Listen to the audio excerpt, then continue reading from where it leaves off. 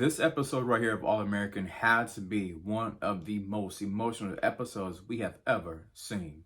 Ladies and gentlemen, welcome to the Lawrence Report. In tonight's broadcast, we're discussing episode 8 of All American. Like I said, so emotional. You know what?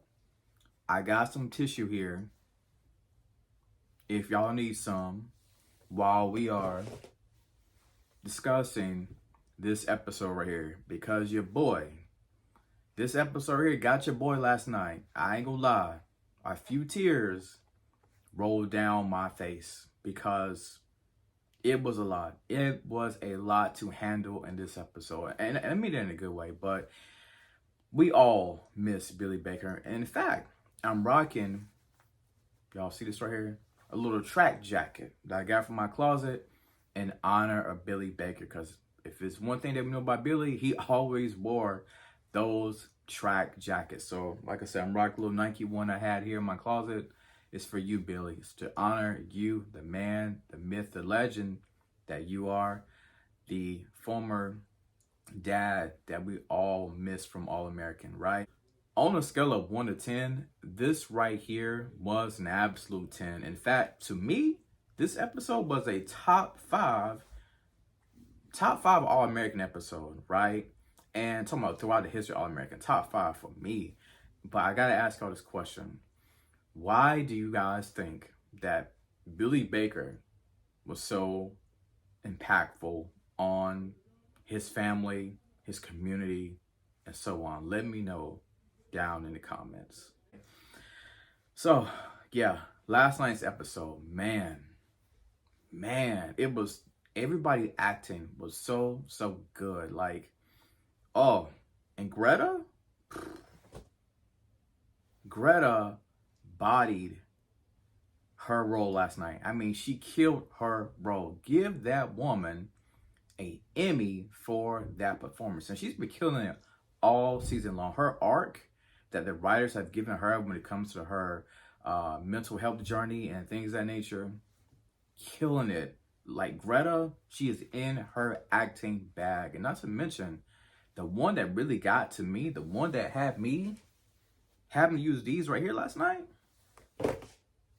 was Olivia's letter from Billy. Now, Jordan's letter didn't get me. Spencer's letter was more on the comical side, some of it, but it was her letter. That was the one that got me last night, y'all. Y'all let me know which one that got y'all. But as a matter of fact, I'm going to start off with Olivia, right? Not to mention, we got Coop and Patience. You know, they're getting ready to go to trial and face Miko. And Coop is trying her best to make sure that Patience is on the right track answering the questions. But, you know, Laura has a couple of concerns about that situation. But like I said, I'm going to start off with Olivia. All right, let's get into this episode of All American. Now, we know that Dion arrives basically at the doorsteps of Spencer's house while Olivia is there. And at the same time, you know, because he got kicked out from his sister, but at the same time, there are some letters that Laura needs to give her 3 kids, right? She calls them over and she has some letters for Jordan, Olivia, and Spencer. You know, 2 of the letters that Billy wrote whenever the kids were basically born. And then there's a journal that Billy wrote for Spencer whenever he first arrived on his doorstep, you know, from Crenshaw to the Baker's house, right? And Spencer felt some type of way. He was like, I don't know if I should be here. This seems like it needs to be a family issue. But Spencer, come on, bro. We all know you are family. From day one, when you arrived on the Baker's residence, on their property, you're day one family, man.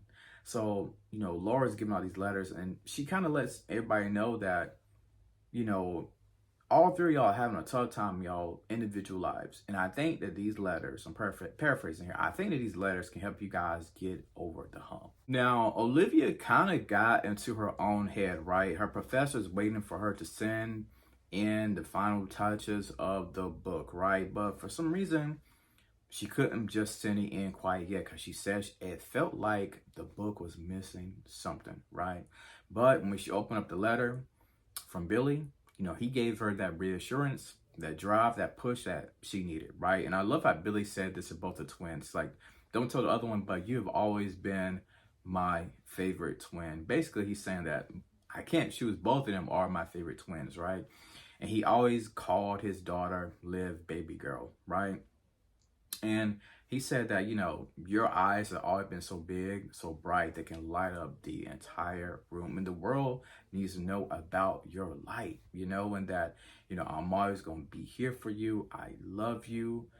And that was, very, very touching. I mean, Liv told Spencer, she felt like she never got a chance to say goodbye. But at the same time, I believe that this book for Liv has been somewhat of a healing journey for her. So she was finally able to hit send when it comes to the book about Billy Baker. And yeah, whew, yeah, that was so good. It was so good. That scene, her letter, like I said before, her letter was the one that got to me. Like, it was just that good. Now, when it came to Jordan's letter, his father, Billy, basically told him, listen, don't be like me. I know a lot of people are going to try to get you to follow in my footsteps. Don't be like me. Don't try to be perfect. Be your own man. Follow your own path. You have always been strong, and I will be with you forever, right? And he even told him that, you kind of look like a melon as a baby. So, I love the little comedic approach that he had right there. But he was basically telling Jordan, go at your own race. Lay your own path for you, right? There's no such thing as perfect. Don't listen to the critics and the naysayers when they say you need to be so much like your father. Be your own man. That's what I got from the sequence from the letter when it came to Billy to Jordan. When it comes to Spencer and his journal entry from Billy, I kind of feel like it was a mirror between Dion and Spencer as well. Because if you remember in this episode, Dion had those headphones, right? And how many times have we seen Spencer James from way back in the day? He used to always wear those headphones around his neck or over his ears, right? And it made me think about, Billy trying to navigate this life with Spencer coming into his, family, right? Because, Billy's like, well, this Spencer kid, I'm not his father, but he kind of do need a father figure. And I can kind of see that with Dion, right? Like, Spencer's like, well, I'm not his father, but I don't want to say put the pressure on Spencer to be a father, more like a big brother, to him. So I kind of see how all three of those guys are kind of mirroring each other. And Spencer is like, well, this is going to be difficult to navigate, but I can do it. Even Billy was saying it himself, he was hyping himself up. I was like, I'm Billy Baker. I got a mansion. I got a wife, a bomb wife. Like, I can do this right here. So that was my take on Spencer's journal entry. It was very lighthearted, but, and I forgot to mention this part, Billy did speak of, guidance and potential when it came to Spencer, basically saying, listen, this guy has all the tools to be a great man, but also a great football player. He just needs someone to help him navigate his way on this journey and what we call being a man, being a better human being. Like, Billy saw way deep into the core of who Spencer James was as a man and as a football player. He saw his potential. He knew that the sky was the limit for Spencer James. Switching gears to one of the actresses that absolutely stole the show herself, I'm talking about the one and only Layla Keating, aka Greta. Absolutely killed this role in this episode right here. We know she has been battling this whole mental health arc for quite some time, right?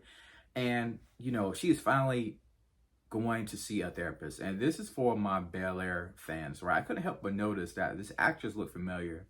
It was the mom from Bel Air. She was playing the actress. But yeah, speaking of Bel Air, I will be also doing my recaps of Bel Air. So just want to put that out there for all the Bel Air fans. But getting back to Layla. So she's seeing this mental health person that is going to be helping her on this journey. And the one thing that I did love, I think this should be a prerequisite for anybody that's trying to get married, right?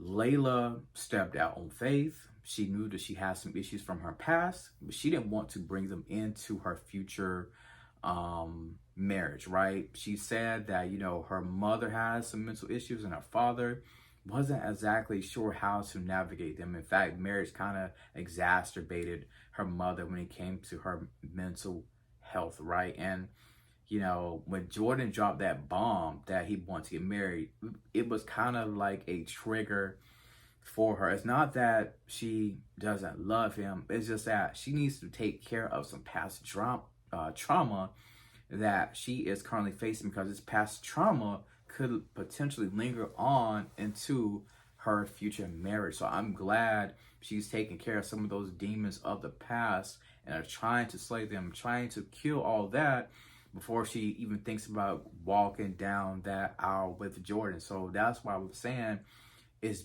good for people to take care of the past before you bring it into the new marriage. And being the man that Jordan is, he's like, listen, no matter how long it takes, I'm willing to wait.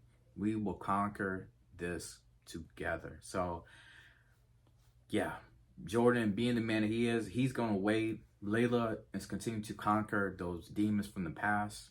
And yeah, her arc is continuing to soar. And I'm proud of her on this mental health journey.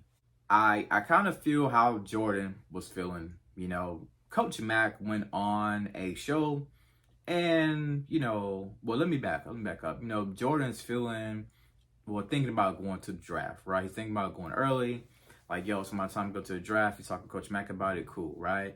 Well, Coach Mack goes on to a talk show and he talks about the rate of certain players, you know, leaving too early and things of that nature. And Jordan kind of got in his feelings because he felt like Coach Mack was talking about him, right? So then, you know, Jordan and Coach Mack come face to face.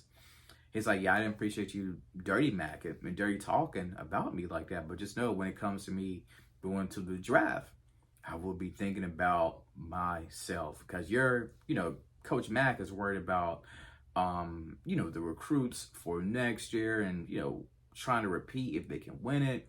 You know, Coach Mack is kind of like for himself. I think Jordan, it took a long time for Jordan to see this, but the tides are finally turning between the relationship between Coach Mack and Jordan. So now everybody wants Coach Kenny back. You know, Coach Kenny been going the last couple episodes, so now we will see, you know, how this storyline will continue to play out between Mack and Jordan. Because remember, Coach Mack told Jordan, "You're my guy," and Jordan told Spencer, "Well, I'm just following the orders of Coach Mack." So we're gonna see how that plays out. You know, I can't wait to see that. It seems like those two are about to bump heads. I'm talking about Coach Mack and Jordan. So, you know, I didn't forget about Coop and Patience. It's just that I'm just kind of over this Coop and Patience storyline. I just feel like it's been dragging for so long now. We know that Coop is basically telling Laura that she wants to be the one to help prep Patience for this case against Miko, right? And Laura's kind of skeptical because, you know, Coop is a rookie. You know, Coop and Patience are two love interests, so they don't know how exactly it's going to play out. So I'm completely leaning with Laura on this right here. Like, you know, this is pretty big. This is a girl that you love and you want to take on the case, but I can understand Coop too. Coop is saying that she feels like she's prepared, she's ready to go forward. So they end up going through some mock trials and things of that nature. Of course, Laura, you know, she's lurking in the shadows because she don't exactly trust Coop, but Coop actually did bring that fire to Patience. You know, we saw Patience getting flustered when she was asking her questions about Miko and the night of all this stuff happened. And, you know, Patience was kind of emotional, almost to the point of breaking down, you know, and we're just gonna have to see, you know, how this storyline continues to play out. You know, is Coop going to be the number one lawyer on the trial when it comes to Patience? We will see. So yeah, that is my thoughts on All American. I really didn't go over this one right here too much. We know that Dion arrives on Spencer's doorstep. You know, him and his sister get into a little fight.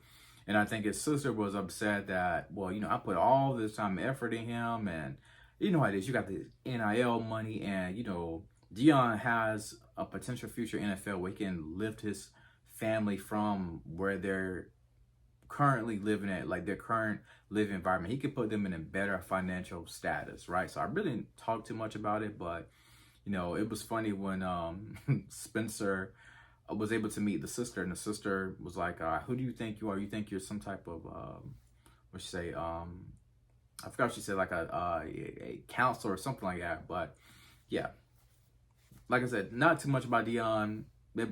I still believe they setting up the Dion for the spinoff, basically. But yeah, those are my thoughts on All American.